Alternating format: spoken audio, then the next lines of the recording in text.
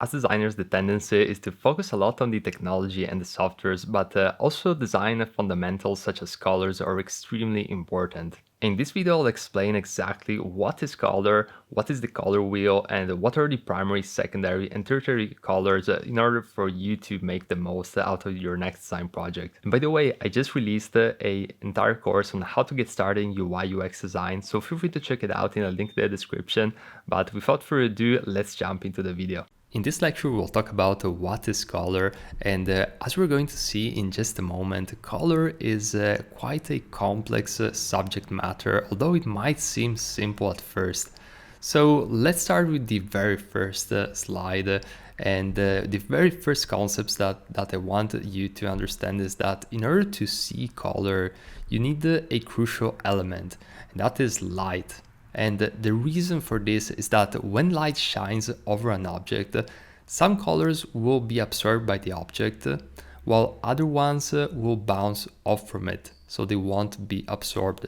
So in this case, as you can see, we have light coming from the top, and the fact that this car is red is simply due to the fact that the color red is essentially bouncing off. So that wavelength is bouncing off of the car, and hence why we're seeing it as red. Now we're also going to discuss white and black colors in just a moment, and let's continue with the very next concept. And that is that it's also key to know that the sun's rays contain all the colors of the rainbow mixed together. And essentially this mix of colors is often referred to as white light. So essentially when we see a white color, that's the result of a surface or object that reflects all colors equally and absorbs no color. So as you can see right here, looping back to the previous example, we have light coming towards the orange, and this light is not simply white light, but in its essence it contains each and every one of these colors. And the fact that this orange is, well, orange is due to the fact that only the orange lights are reflecting off of its surface, hence making it orange.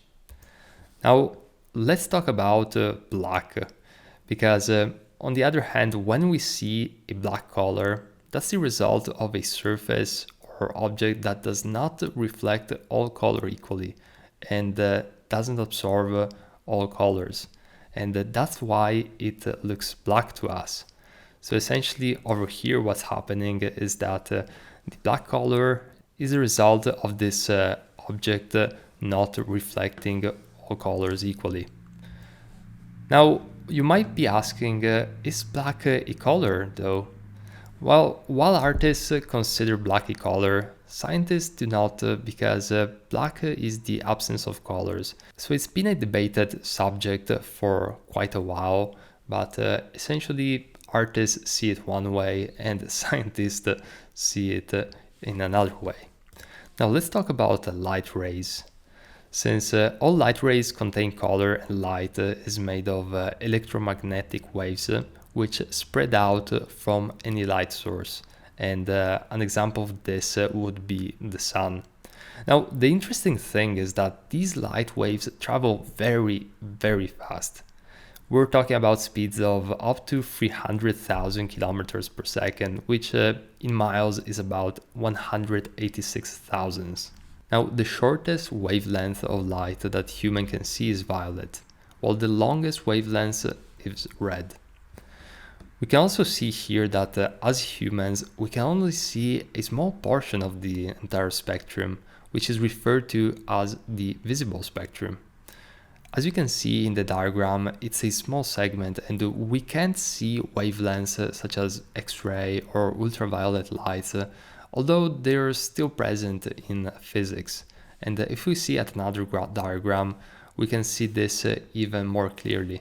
So we're only confined to the visible light, while all the other ones are not visible for our human eyes. So as you understood from this lecture, Color is not a simple element as we might initially think, but it's actually something which is very complex and has its roots in physics and just the way the world works.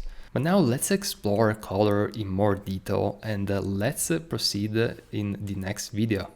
In this video, we'll talk about the color wheel, which is a very important concept to grasp when you're working with color. So if you already previously taken a design or maybe a fine arts class before, you are probably already familiar with the concept of a color wheel like the one in this slide. Now, the color wheel is essentially a visual organization of colors and mixes that result from combining the purest form of color. Now, if you want a second definition of it, you can have a look at what Wikipedia refers when it comes to the color wheel, and that is that the color wheel is an abstract, illustrative organization of color hues around a circle, which shows the relationships between primary colors, secondary colors, tertiary colors, etc. So this color wheel will be very useful for us since it's going to allow us to create color combinations and understand the essential concepts of a specific color and how it behaves in relationship to other colors. Now, as we mentioned earlier, color is relative to its context and color is always relating and interacting with other colors. In fact, the color choices we make can enhance legibility, create hierarchy, and generate dynamics in a design composition. Now, color can also help us to establish the mood, and having a good understanding of its principles and related tools can make great work extraordinary. Now we're going to have a look at primary colors, and this slide essentially shows the three primary colors of the color wheel, which are red, blue, and yellow. Now, these colors have pure chroma, and you might be asking, what is chroma? And chroma is essentially the saturation of a color and is measured by the levels of intensity of that color. So the intensity of a specific color refers to its brightness. Now, when we refer to saturation, we're basically referring to the color's fullness. Now, primary colors have the highest level of intensity and saturation because they are the purest form of that color. And if you mix red, yellow, and blue together, that will produce brown. And this brown is quite saturated, but because it is dark, it is a color of low intensity. Now, let's discuss secondary colors. Now, secondary colors are produced when any two primary colors are mixed together. And combining blue and yellow will result in green. If you combine instead red and yellow, that will result in orange. And if you combine red and blue, that will result in violet. Now, secondary colors have high chroma, but do not share the intensity and saturation of their parent colors, because they are a blending of the two. Now, this blended relationship naturally removes some of the purity in that color, making it less saturated than primary colors. And after secondary colors, well, you guessed it, we have tertiary colors. And tertiary colors are produced by mixing a primary color with a secondary color nearest to it on the wheel. So these blended colors are essentially referred to by the primary color first and the secondary color second. So for example, the color that results by mixing blue and violet together is called blue-violet. And tertiary colors include yellow-green, blue-green, blue-violet, red-violet, red-orange, and yellow-orange.